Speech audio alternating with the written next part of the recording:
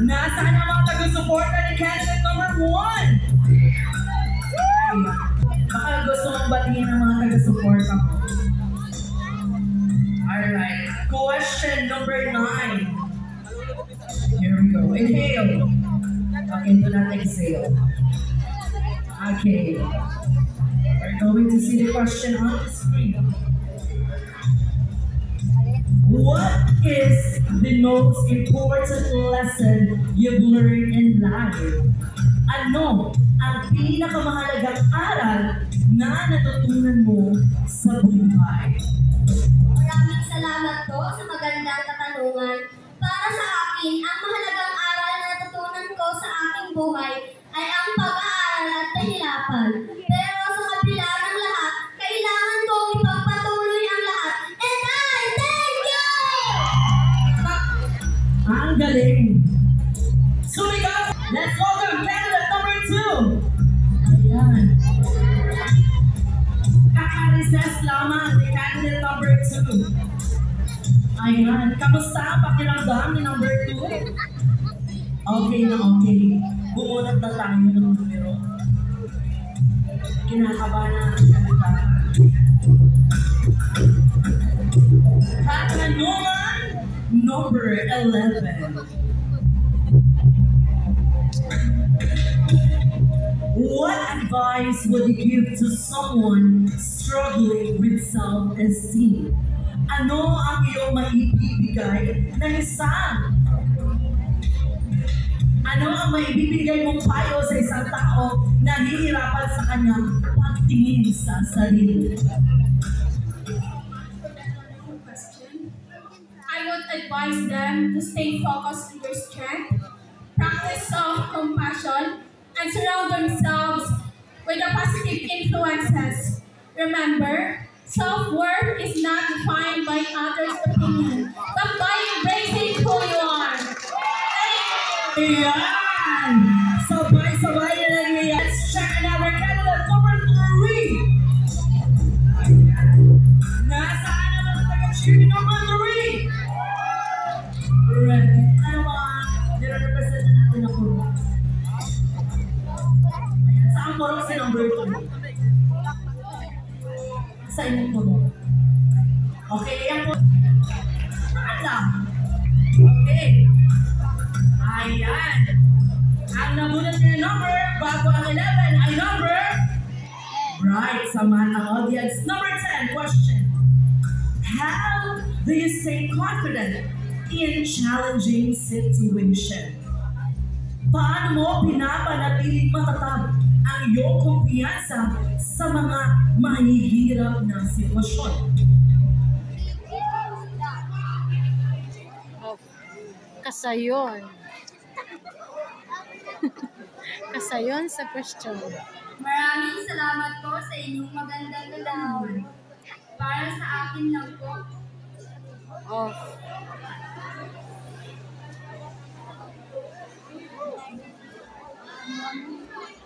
Pagiging matatag ka by praying God to give you a positive mind. Di ba? Si God lang. Ano ba yan? Ang ganda ng tanong mo. Hindi mo masagot. Sayang. Okay, ulitin natin ang tanong. How do you stay confident in challenging situation? Paano mo napapanatiling matatag ang iyong kumpiyansa sa mga mahihirap na sitwasyon? Ay. Teka dyan.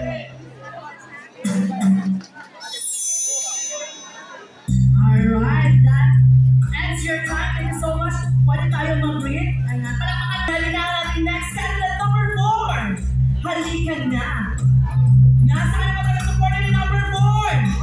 Ayan, mga kapitbahay, nasaan? Ready na. Okay. Sayang. Nakakaon ba kang Marguerite? Wala. Pero anong tama naman ka? Ay, nag-jogging lang siya nung sa sarili. Ready na?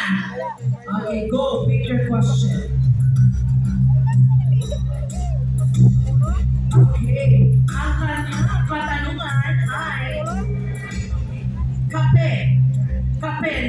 12. Ayan. What is your favorite way to relax and unwind? Ano ang paraan mo para mag-relax at magpahinga? Maraming salamat po sa inyong magandang katanungan. Para sa akin, gamitin ko ang aking sarili. Ay, Lalo na sa aking pag-aaral, kailangan ko mag-relax at bigyan ng oras ang aking sarili para wala na.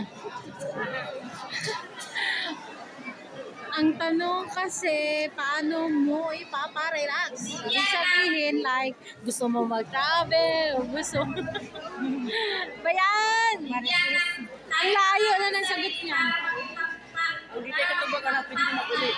Thank you! Alright! Umabot tayo. Thank you so much. Ayan, grabe ang fans. Sumigat! Sumigat! Pumalakpak! Grabe! Sino ba sila? Sana makailang question ba? Wala lang sila nakafocus. Pinabati ko pala si Ma'am Nanilin. Hi, Ma'am Nanilin! Saan school ba nagtuturo si ma'am? Dati ko siyang gulo. Saan school? Okay, Lutay Integrated School. No ID, no entry. Ayan. Ma'am, isang palakpak, November 15! Ayan, ato naman kay ma'am, ang limit siya kay bonus. Here we go, your bonus question. Tingnan natin kung mapapatalo si ma'am at sir sa iyong katanungan. Candidate number 5, question number 5. Here we go.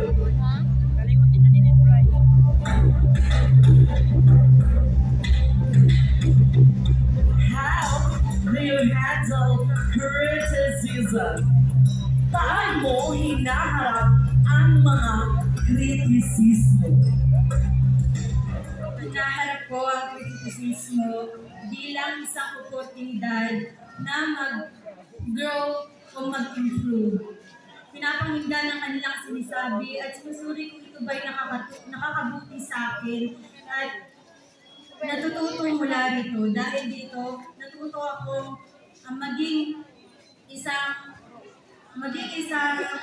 Kabuting tao. maging isang bata na may lakas, dangal at katarungan. I thank you. Ayan, maraming salamat. Tinuruan talaga ito ni ma'am ng panatang mga kabayan. Okay, asa naman sa supporters si number 6. Sobrang dami. Number 6. Ikaw ba ang may-ari ng barangay hall? Ayan, siguro. Kapya ka na ang titulo. Are you ready for your question? Ayan. Sumigaw mga supporters! Grabe. Para naman artista siya. Question number 2. Here we go. Number 2, please. What does beauty mean to you? Ano ang kahulugan ng kagandahan para sa iyo? Thank you for your beautiful question. For me, beauty isn't about physical appearance because each one of us have a unique beauty, but not all of us have a beauty within our hearts. Because I firmly believe that beauty within our hearts is the most powerful thing that we have in this world. Wow! Wow! Very good! Ang galing! So much number 6. Number 7. Ang mapangahas na kagandahan ni Philippine 7. Kamusta ka? Ilang. Kilang! Okay pa ba sila? Kilang! Thumbs up already. Okay. Ready na sila? Ready na ang question. Read your question. Ayan na. Ang nabunod niya ay hindi kape kundi white sugar. Question number 3. If you could change one thing about the world, what would it be?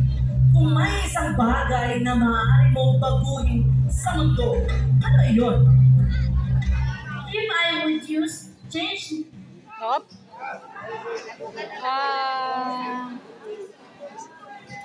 if I would, if I would, Choose. if I would change one thing about the world, gusto ko mawala ang hatred at discrimination dahil mas peaceful at maayos ang mundo kung walang hatred at discrimination. Thank you.